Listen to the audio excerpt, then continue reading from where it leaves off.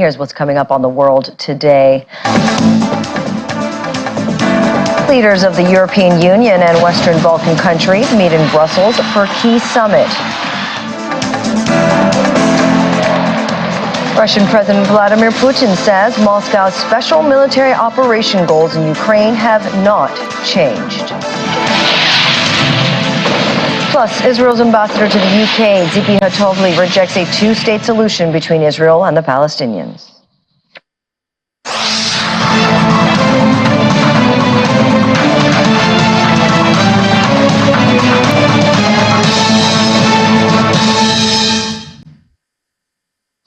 Hello and welcome to the program. I'm Susan Ilian. Leaders of the European Union and Western Balkan countries are meeting in the Belgian capital, Brussels, for a summit. The two-day summit is expected to see the discussion of the bloc's expansion and Ukraine membership bid. Here's more on the story. Leaders of the European Union and Western Balkan countries pose for a family photo as a summit gathering them in Brussels to discuss the bloc's enlargement and Ukraine's membership bid is underway. The two-day summit is an occasion for the leaders to reaffirm the Western Balkans' destiny within the European Union, as well as the bloc's potential expansion to include Georgia, Moldova, and Western Balkan nations such as Montenegro.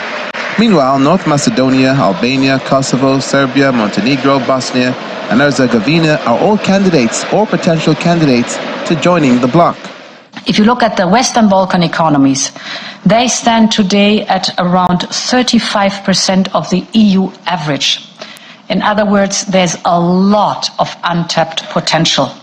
And this is what the new growth plan is looking at. There was a lot of praise for the new growth plan. We want to work with those leaders to make sure that we have more alignment. We face extraordinary difficult geopolitical challenges with the war launched by Russia against Ukraine. And that's why it is so important to speak with one voice, to act in the same direction and to do everything to protect our common values, to protect our interests. Croatia was the last country to become a new member of the EU in 2013, but Russia's invasion of Ukraine has put enlargement back at the top of the EU agenda.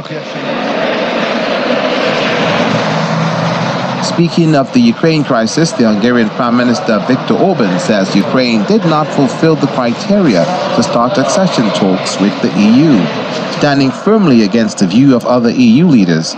Mr. Orban is blocking both the start of EU membership talks and 50 billion euros in financial aid for Kyiv. The first is that to get is better late than never. Second, why we are here is not to make business. It's not about bargain. It's not about deal. We represent approaches and principles. So to give money to Ukraine is easy to do because in short term the money for Ukraine is already in the budget. So there is no any extra decision to give it in short term. In long term and the bigger sum of money, my position is that we should give it outside. But we are not under the pressure of the time because the bridging solution is already in the budget. Enlargement is not a theoretical issue. Enlargement is a merit-based, legally detailed process, which has preconditions. We have set up 7 preconditions, and even by the evaluation of the Commission, 3 out of the 7 is not fulfilled. So there is no reason to negotiate membership of Ukraine now, even not to negotiate. And for Montenegro's president, Jakov Milatovic, he's hopeful Hungary will change its attitude towards Ukraine's bid to join the EU. I'm very much hopeful that Hungary will also change its attitude towards the European perspective, not so much for the Western Balkans, because, as you know, Hungary is very much supportive of the Western Balkan European perspective, but also when it comes to the eastern neighborhood. I think that the choice of the Ukrainian people is very important, and you all know that Ukrainian people want to be the part of the EU. Irish Prime Minister Leo Varadkar is of the opinion that without ongoing support for Ukraine, Russian President Vladimir Putin will win. This is probably one of the most important ones that I've attended, precisely because of the big decisions we have to make in relation to Ukraine. A financial decision and also a decision on whether to begin negotiations. And we have to say yes to at least one of those two, and ideally both of those two, because Ukraine is in peril. Ukraine will not stand without support and ongoing support from both the European Union and the US, the two towers of freedom and democracy in the world. And if Ukraine doesn't have support from the EU and the US, well, then Putin will win. The European Commission recommended last month that EU leaders agree now to start accession talks with Ukraine, but all decisions related to future accession require unanimity amongst the EU's 27 member countries.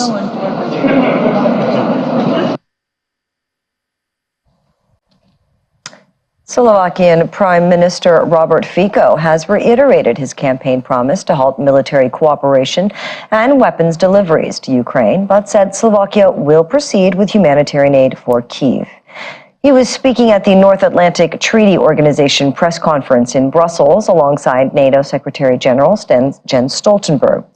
Slovakia's previous government had drafted a plan to donate rockets and ammunition to Ukraine, which Fico's cabinet overturned in November. Yes, it is true that Slovakia will continue in humanitarian aid to Ukraine. I informed the Secretary General that in January I will meet the Prime Minister of Ukraine, Mr. Shmyhal, and the list of products that Ukraine needs at the moment is prepared. It means that we can provide Ukraine some equipments to demine territory of Ukraine. We can help Ukraine with the energy, with the gas. I mean, we are doing what we promised before the elections. Yes, it is true that we stopped any military assistance to Ukraine. We will not send anything from state storages from the Slovak army, but as I have said openly before elections, we will not block commercial cooperation. Prime Minister, I'm pleased that you have confirmed that your important humanitarian aid will continue and that will keep contributing to NATO's comprehensive assistance package for Ukraine.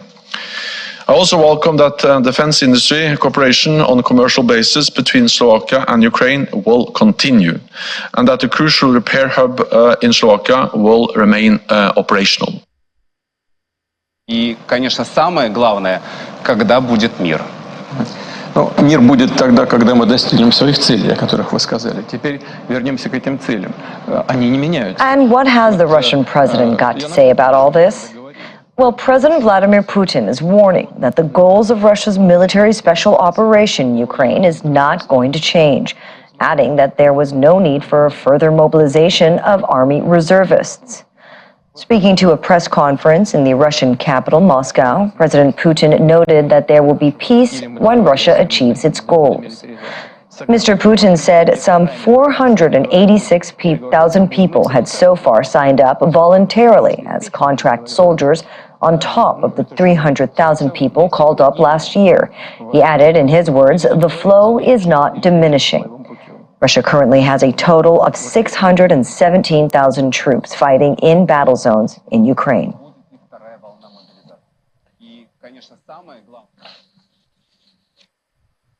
And the Voice of America's correspondent, Lisa Bryant, joins us now for more. Hi, Lisa. Now, hi there. What has been the discussions and major highlights so far in the EU Leaders Summit in Brussels?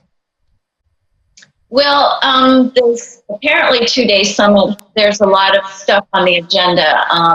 There's going to be talk about Gaza and possible calls for humanitarian, a real humanitarian pause, or more than a pause, a ceasefire. There's budget issues, et cetera, but really highlighting this, as you had suggested, is going to be membership agreements, not just with Ukraine, but with a number of other countries, Balkans countries, as well as Moldova and Georgia. But Ukraine is really on the top, and some of the issues that you highlighted about Viktor Orban, et cetera, are really the ones that EU leaders are going to be narrowing in on during these talks. There appears to be, Lisa, an elephant in the room, if you will. I'm referring to the Hungarian Prime Minister, Viktor Orban, who's against Ukraine EU membership talks, arguing that Ukraine did not fulfill the criteria to start accession talks with the European Union. Can you help us understand what these criteria are in the first place? Sure.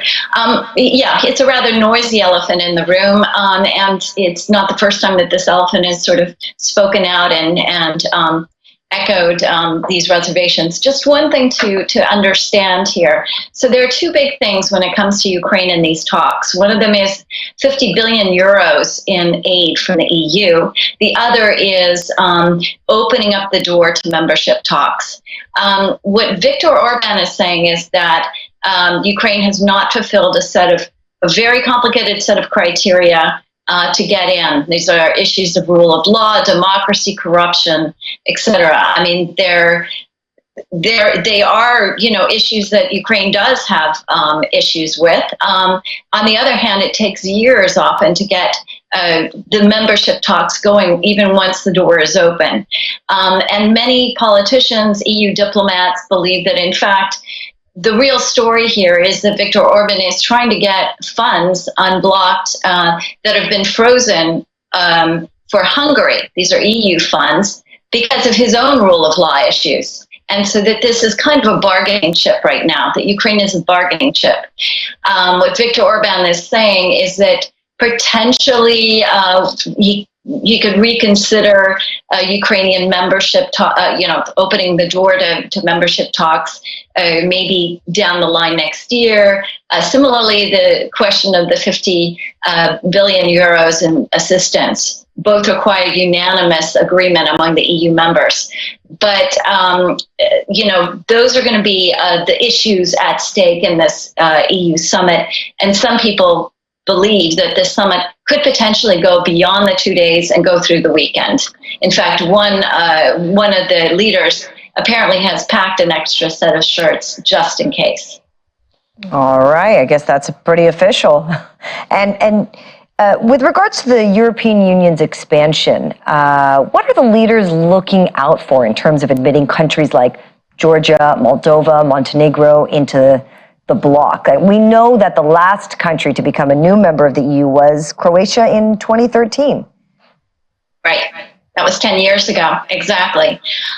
What they call enlargement has not been like a top issue for the EU in recent years.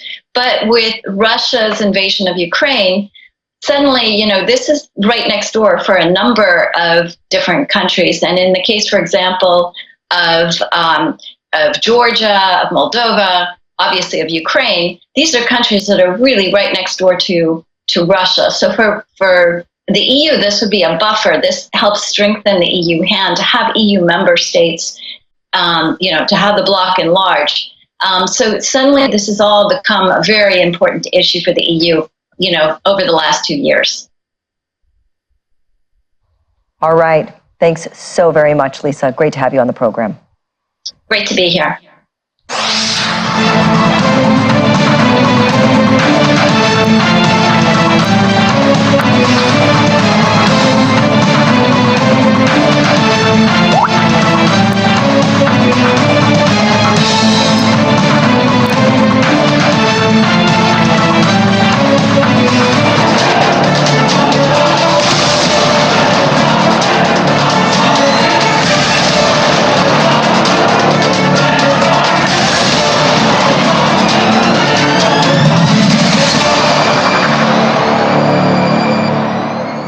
And welcome back. The health ministry in Gaza, which is controlled by Hamas, says that Israeli airstrikes have killed at least 19 people. According to the ministry, the strikes took place early this morning. 11 Palestinians were also killed and many injured in Israel's raid on the West Bank city of Jenin. Reacting to growing international calls for a ceasefire, Israel's Prime Minister Benjamin Netanyahu said Israel would continue fighting until Hamas is annihilated, adding that nothing will stop Israel from continuing the war against Hamas, including international pressures. Israel envoys U.S. support for its goals of destroying Hamas and recovering hostages held by the Palestinian militants, but the allies differ about what might follow the Gaza war. That's according to Israeli Prime Minister Benjamin Netanyahu. Reiterating his past refusal to countenance a return to Gaza rule of the Western-backed Palestinian Authority under President Mahmoud Abbas, Mr. Netanyahu said in a statement that Gaza will be neither Hamastan nor Fatahstan. Fatah is Abbas's faction. A senior official for the Palestinian Authority insists that comments made by Netanyahu equating the Oslo Accords to what happened on October 7 confirms his war against all Palestinians. Meanwhile, a man considered widely to be the leader of Hamas, Ismail Haniyeh, is opening up about his determination that any post-war arrangement in Gaza without Hamas will be a delusion.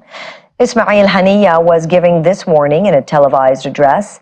In his words, he adds, "We are open to discuss any ideas or initiatives that could end the Israeli aggression and open the door for putting the Palestinian house in order, both in the West Bank and the Gaza Strip." In the meantime, Israel's ambassador to the United Kingdom, Zipi Hatovli, has said the country would not accept a two-state solution after the war in Gaza ends. Asked in an interview about the prospect of Palestinians having their own state, Ms. Hatovli said in her words, "Absolutely no."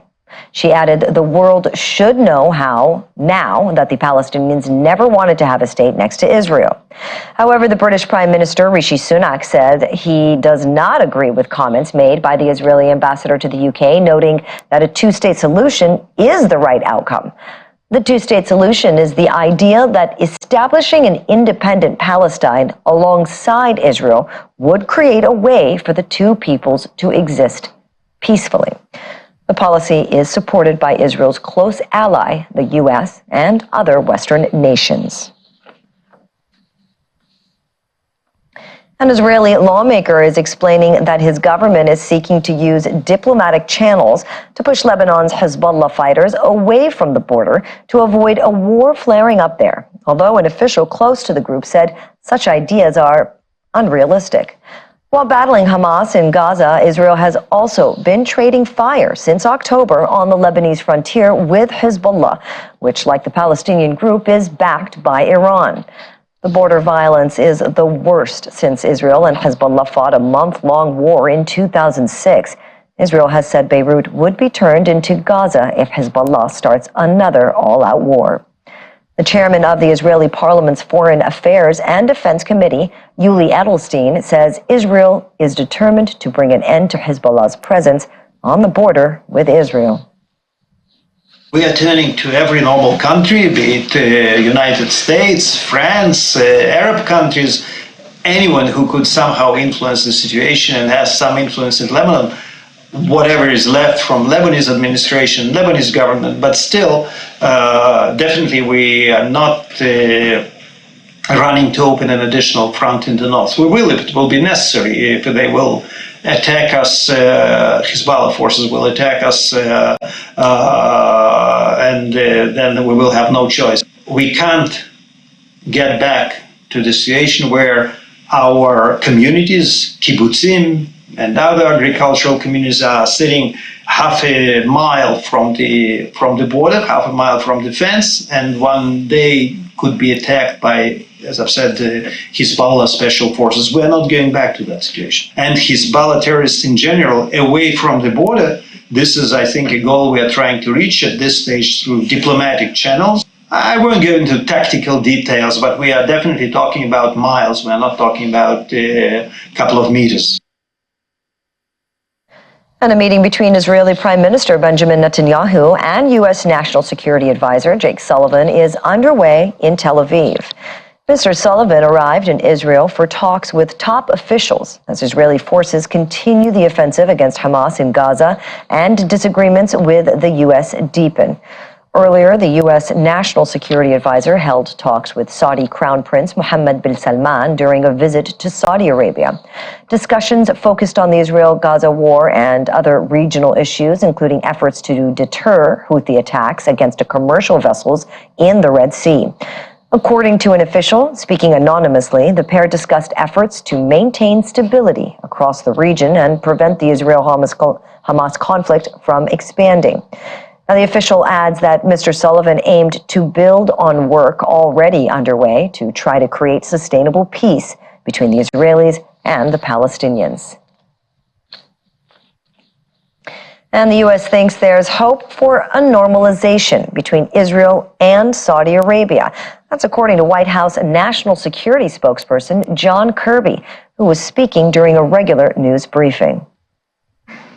Before October 7th, our team was working very hard on normalization between Israel and Saudi Arabia, which was going to be, we still think there's hope here, to be a stepping stone to get closer to a two-state solution. So we were very actively engaged in trying to set the parameters and set the conditions for a two-state solution going forward. Now, obviously, the events of October 7th have somewhat derailed that opportunity. Everybody's focused rightly on what's going on in Gaza, but that doesn't mean we're giving up on that.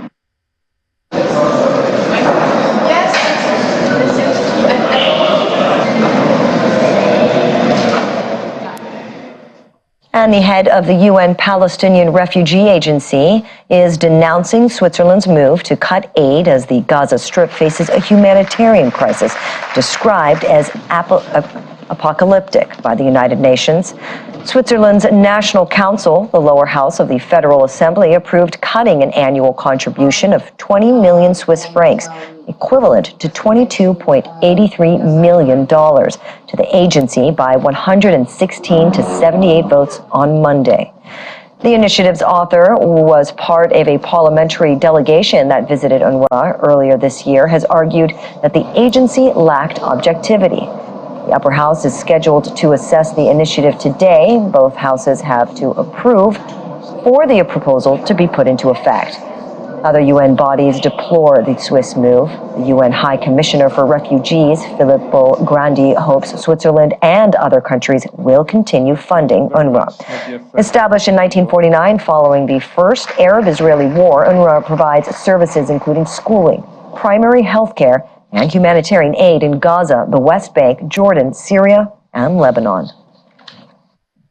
Despite our successes, UNRWA suffers from chronic underfunding, which impacts the quality of our services. Upholding refugees' rights is not only the responsibility of humanitarian and development actors, it is a responsibility shared with donors and host countries. It is unrealistic to think that people will remain resilient in the face of unlivable conditions of such magnitude, especially when the border is so close. Excellencies, I wrote to the President of the General Assembly last week, warning that UNRWA's ability to fulfill its mandate in Gaza is severely limited. The entire humanitarian response heavily relies on UNRWA's capacity. It is now on the verge of collapse. I hope that everybody realizes now, unfortunately under tragic circumstances, how important UNRWA is, especially when an emergency like this. But not only an emergency, UNRWA provides education to 500,000 Palestinian children. UNRWA provides health services to millions of Palestinians. If UNRWA goes away and is not funded, the Palestinians that have already been so tragically penalized by history will be even more penalized.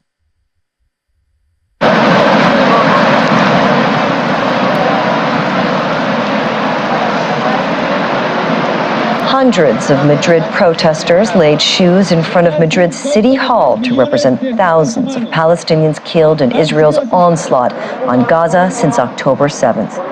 They organized the protest to denounce the city mayor's decision to award Israel Madrid's Medal of Honor last October after Hamas attacked southern Israel, killing 1,200 and taking more than 200 hostages. The Hamas-run health ministry in Gaza has just issued an update saying 179 people have been killed by Israeli attacks in the last day.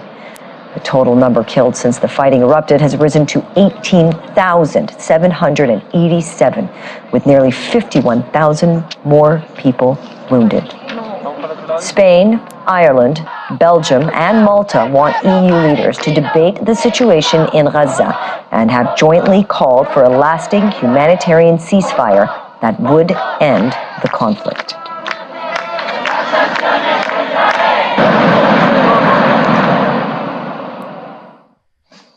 Joining us on the program is Naim Jinnah, a senior researcher at Mapungubwe Institute, South Africa. He is the former executive director of the Afro-Middle East Center.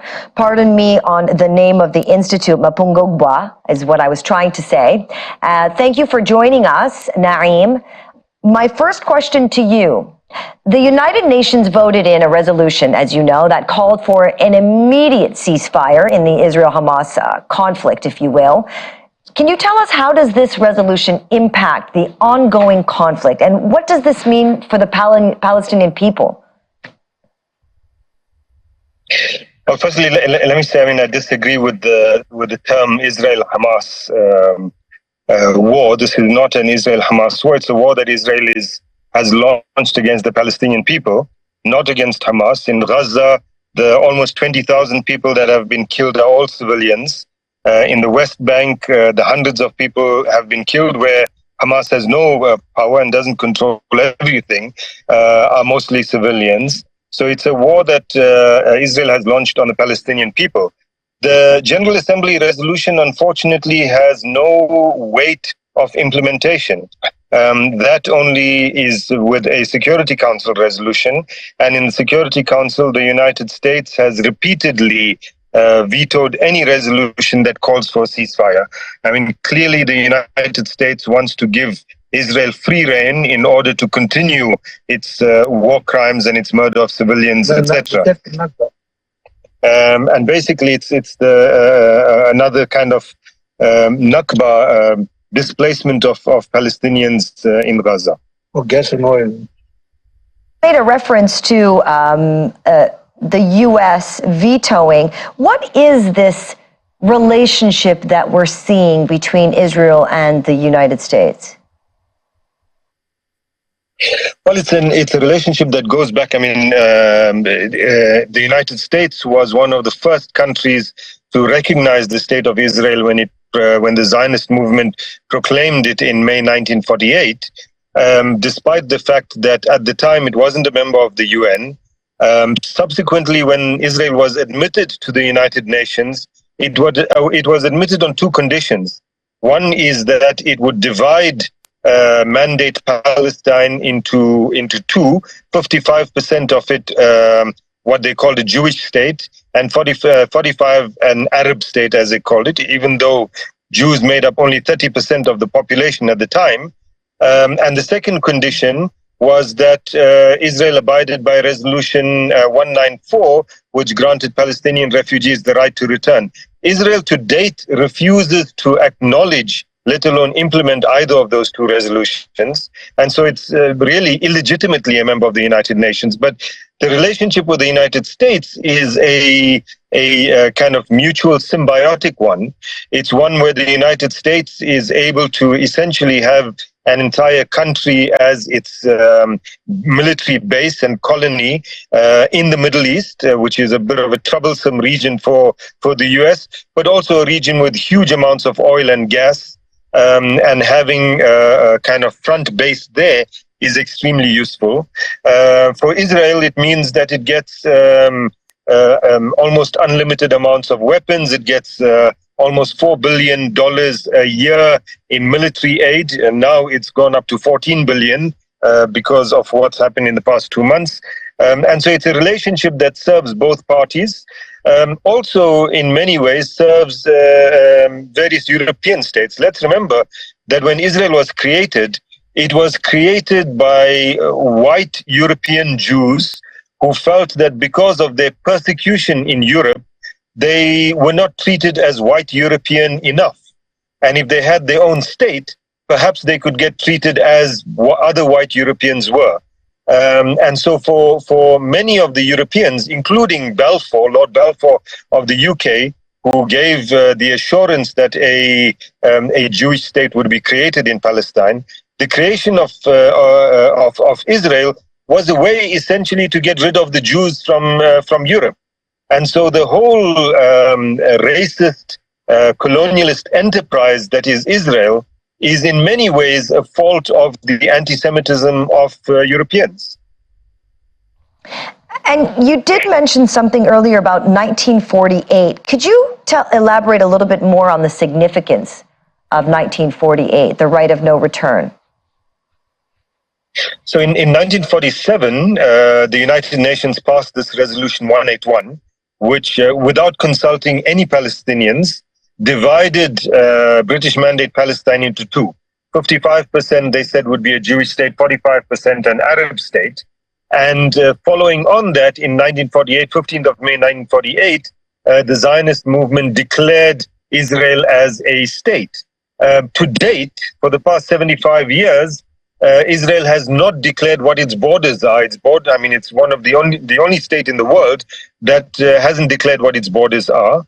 But also importantly, in that period between 1947 and 1948, the Zionist movement organized in various militia, referred to called, for example, the Irgun and the Stern gangs. That's the name they gave them, the names they gave themselves, undertook numerous pogroms against the indigenous Palestinian people. So in that period, 540 Palestinian villages and towns were destroyed.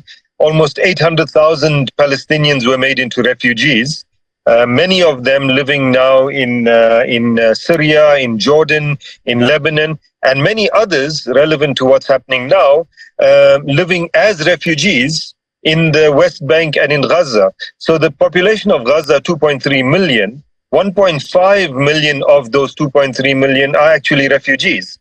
So in the earlier clip we heard, the Israeli spokesperson who talks about protecting the kibbutzes around Gaza, those kibbutzes were all Palestinian villages. I mean, the town of Sderot, which is very close, about 3 kilometers from Gaza, and regularly gets bombed.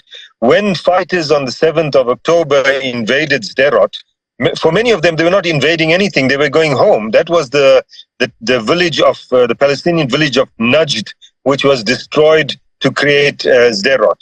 The town of Ashkelon was the town of Ascalon, a Palestinian town that was destroyed to create this new town. All of those kibbutzes, kibbutz Be'eri, etc., were all villages, Palestinian villages that were destroyed around Gaza. With the growing international calls for a ceasefire, how do you see the diplomatic efforts to address the Israel-Hamas conflict, especially considering the differing opinions within Israel and the international community? Unfortunately, the so-called international community, including the United Nations, is essentially held to ransom by the United States on this issue. So the General Assembly can pass resolutions, but it doesn't have the power to implement those resolutions. Its resolutions are not regarded as part of international law. That only is applicable to Security Council resolutions.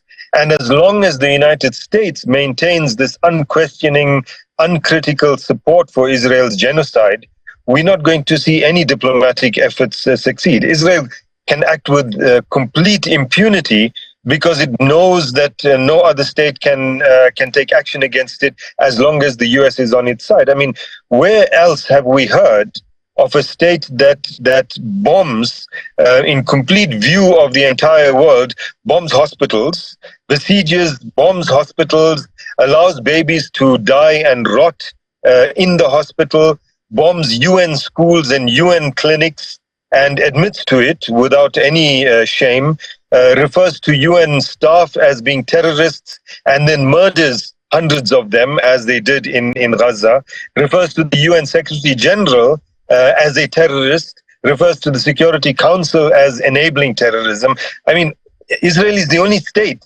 that is able to do this. And the only reason it's able to do this and get away with it, and know that it will get away with it, is because it has the United States on its side, and the United States has this veto in the Security Council. Until and unless the UN system and the Security Council in particular are reformed, this kind of impunity for war crimes and crimes against humanity will unfortunately continue. And I want to talk about the two-state solution. First of all, could you explain what it entails and elaborate on the reactions from the British Prime Minister and the Israeli ambassador regarding a two-state solution? So the two-state solution goes back to that 1947 Resolution 181 of the United Nations General Assembly that divided Palestine into two, as I said earlier on. Later, by the end of 1948, Israel had actually occupied not 55%, but 78% of the territory of Palestine. And then in 1967, occupied even the other 22%. So when the United Nations now talks about a two-state solution, they're not talking about that Resolution 181.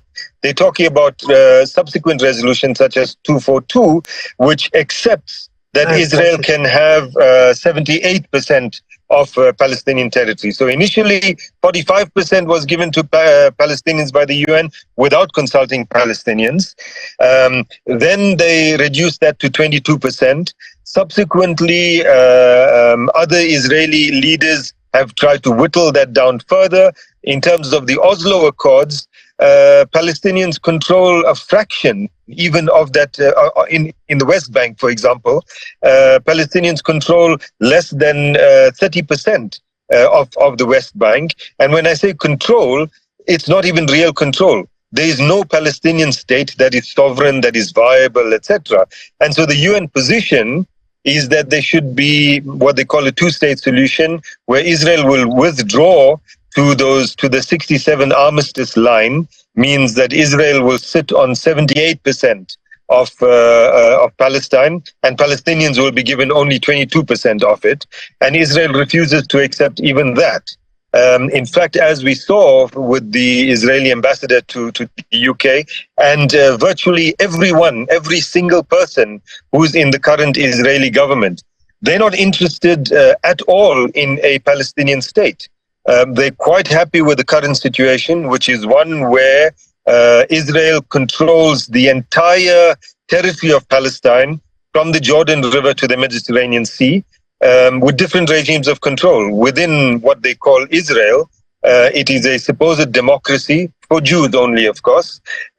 In East Jerusalem, Palestinians are regarded only as residents.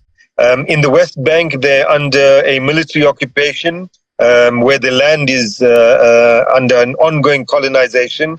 In Gaza, they have been under siege for the past 17 years, and all of this is occupied territory, occupied by Israel. And the Israeli state is quite happy with that kind of a situation. They don't want to concede any inch of territory for a Palestinian state. Rishi Sunak, the Prime Minister of Britain, might mouth support for a two-state solution, but in every single act of his on this issue, it is clear that he unquestioningly, uncritically supports the Israeli state and will go along with whatever they want. The colonization of the West Bank, the siege of Gaza, their apartheid policies against their own Palestinian citizens. So 20% of Israel, 20% of the population is Palestinian, living under an apartheid. Sorry, you did give mention to the Oslo Accord. A senior official recently for the Palestinian Authority insists that comments made by Netanyahu equating the Oslo Accords to what happened on October 7 confirms that his war against all Palestinians. Can you elaborate what your thoughts are on that? So the Oslo Accords in 1993 were supposedly intended to be the first step towards a two-state solution, the creation of a Palestinian state, because of course an Israeli state already exists and controls all the territory. But from the Palestinian perspective, they made a number of concessions in order to realize that two-state solution. From the Israeli perspective, it is clear that from the very beginning, they had no intention of allowing the creation of a sovereign Palestinian state. Netanyahu's hyperbolic statements about Oslo and October the 7th just defied logic entirely. I mean, Oslo was an agreement, a deal made between Palestinians and Israelis, a very flawed deal from the Palestinian perspective, but a deal nevertheless. October 7th was the culmination of 75 years of occupation, 17 years of siege. I mean, consider that most of those fighters that broke out of Gaza on the 7th of October, between the ages of about 18 and 25, had lived almost all their lives under siege in Gaza. And what they were doing was taking the first steps towards what they believe was the liberation of their territory. Under international law, an occupied population has the right to resist that occupation by whatever means are necessary. Under international law, a colonized population has the right to resist that colonization by whatever means necessary. And so that's what Palestinians did on the 7th of October. Thank you very much for very clearly explaining a lot of that. Appreciate you so very much, Mr. Naeem Jina.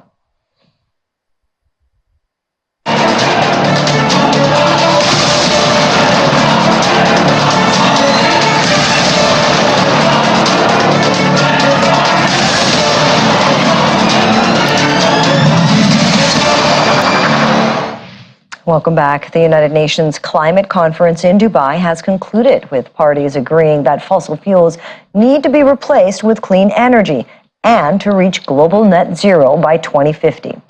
This is the first time fossil fuels have been addressed in the climate talks, but critics say the language used is not far-reaching enough for parties to do their best to reduce emissions. In his address to the final plenary, COP28 President Dr. Sultan Al-Jaber said the agreement is only as good as its implementation, and asked parties to take steps necessary to turn the agreement into actionable results. Our environment correspondent Ayula Qasim reports. Outcome of the first global stocktake contained in document FCCA/PA/CMA/2023/L.17. Hearing no objection, it is so decided. After the applause comes the criticism. While it is the first time the COP is mentioning fossil fuel in 30 years, the text calls on parties to contribute to the global efforts to reduce emissions. Insiders say the word cause is seen as the weakest of all the terms to be used in the United Nations Thai Guide. On behalf of the Alliance of Small Island States, Samoa was first to voice their concerns. Mr. President, on paragraph 28, we are exceptionally concerned that this does not do what we need. In subpara 28D, the exclusive focus on energy systems is disappointing. We are concerned that paragraphs 28E and H potentially take us backward rather than forward. In subpara E, we are being asked to endorse technologies that could result in actions that undermine our efforts. In subpara H, we see a litany of loopholes. It doesn't deliver on a subsidy phase-out, and it doesn't advance us beyond the status quo. This stand drew observation from delegates. Unfortunately, it is a little too late. The adopted text, known as the UAE Consensus, is different things to different parties. Some see it as a signal to the fossil fuel industry that its days may be numbered. In 30 years, the outcome mentioned fossil fuel for the first time, calling parties to triple renewable energy by 2030 and doubling energy efficiency. It clearly reflects what the science says. To keep 1.5 degrees within reach, we have to urgently peak greenhouse gas emissions and reduce them by a minimum of 43% by 2030 and 60% by 2035. That is a goal that can keep us on track. The direction to triple renewable energy double energy efficiency, phase down unabated coal power, halt and reverse deforestation and degradation by 2030, and substantially reduce non-CO2 emissions by 2030 are all foundational to our efforts for the next 7 years and beyond. The adaptation text is weaker than previous versions, with few metrics or definitions, but a plan to get there over 2 years. Early 2025, countries must deliver new nationally determined contributions. Every single commitment on finance, adaptation, and mitigation must bring us in line with a 1.5-degree world. Countries must prepare and submit their first ever biennial transparency reports by the end of next year. Indeed, the real work starts after now. Many are living here knowing it is not the best deal. To move the world in a just, equitable manner towards 1.5, the developed countries need to be more forthcoming in providing support to developing countries like Nigeria in the form of large-scale investments, technological transfers, capacity building, and funding. Allow me, please, to declare the meeting adjourned. So it's goodbye from Dubai. But while the focus has been on the phase out of fossil fuel, there is no clear guideline on how the transition will be fairly funded and provides no clear support for the majority of the parties who need to scale up on adaptation. From Dubai Expo City, the venue of COP28, Ayola Kasim, Channels Television News. And on the African continent, the police chief of Haiti, France Albi, is in Kenya for a 3-day visit ahead of plans to deploy Kenyan forces to help fight gang violence in the Caribbean country. According to the Kenyan National Police Service, the Haiti police chief and his delegation met the Kenyan police chief, Japhet Kumai, and other senior security officials for bilateral security discussions. This visit comes after the Kenyan parliament approved the deployment of more than 1,000 police officers from Kenya to help Haiti curb its surge in gang violence. The move, which has been approved by the United Nations, will see the first contingent of about 300 Kenyan forces scheduled for deployment by February of next year. And back here in Nigeria, dog lovers paraded their pets in traditional outfits at a canine festival in the commercial capital of Lagos. For organizers, it was a way to showcase the country's diverse culture and to encourage pet ownership. One of the aims of this dog festival is to foster national unity. Chief organizer of the fair, Jackie Idimogo, feels this is largely necessary to ease political tensions after a disputed presidential election in February exposed Nigeria's tribal fault lines, as voting was largely along ethnic lines. Earlier this year, we had our elections where it seemed as if Nigerians wanted to pick sides because of ethnicity. Because of that, we decided to use Lagos Dog Carnival 2023 to celebrate the togetherness of Nigerians, to celebrate that Nigerians have different tribes, different, cultures, but we are still one. The Lagos Dog Festival is an annual event that dog lovers look forward to, with a growing number of attendees taking extra measures to get their dogs ready for the event. 4-year-old Coco, Ilasa Apso, is one of the dogs whose owner took time to groom and fit her clothes, almost like getting one's daughter ready for a birthday party. If it's for me and your daughter is also going for a birthday party, you also do her hair, make sure she has the best clothes, you make sure you prepare ahead of time, already picking the clothes over the weekend. So yeah, I want the same for my dog too, because this is my little princess. I want her to have the best outfit, the best dress, because she's a star. She needs to shine too, like every other dog that's there too. Some of the dogs on show parading their outfits are Pomeranians, cane corsers, and huskies. Some of the dogs trotting away with prizes include Ilasa Apso, that wins the best dressed animal for its traditional Igbo attire and is crowned Wazobia King. Wazobia is a term that means come in the 3 major Nigerian languages, Yoruba, Hausa, and Igbo. The festival is in its 5th year and has been attracting canine lovers in the mega city of Lagos.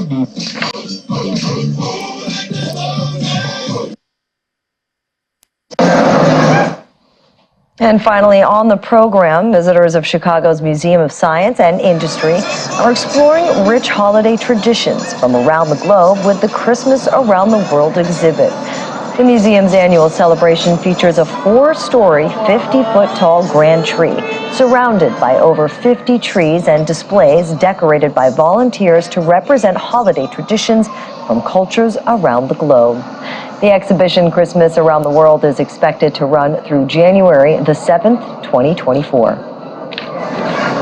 To me, this exhibit is very special because it's not something you would expect a science museum to have, but it actually started during 1942 during the war, where we had communities come to the museum to bring some levity and happiness to the community during that time. The great thing about this exhibition is it really showcases how alike we all are, especially during these times where we might have some differences, but at the end of the day, these trees are a beautiful canvas to show how we all celebrate our traditions around the globe at various times of the year.